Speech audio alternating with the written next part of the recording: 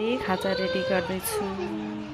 गाजर प्याज बन्दा यहाँ तेल तातिँदैछ। यहाँ चाउचाउ उसिनेर राखेको छु बोइल गरेर। मसला सागहरू चाहिँ धुएर लिएर आउँदैछु। यहाँ चाहिँ मैले प्याज अनि गाजर बन्दा साग अनि लसुनको पात भुट्दैछु। यसलाई मजाले पाक्छ अनि त्यसपछि चाउचाउ हाल्ने। पका के भन्छ यिनीहरूकै हाफ बोइल भयो। अब चाउचाउ हाल्ने।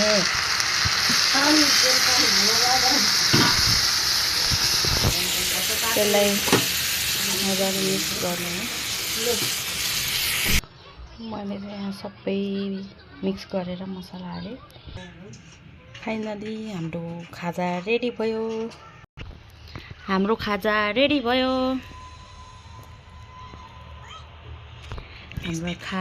आजको अब हामी चाहिँ खाने।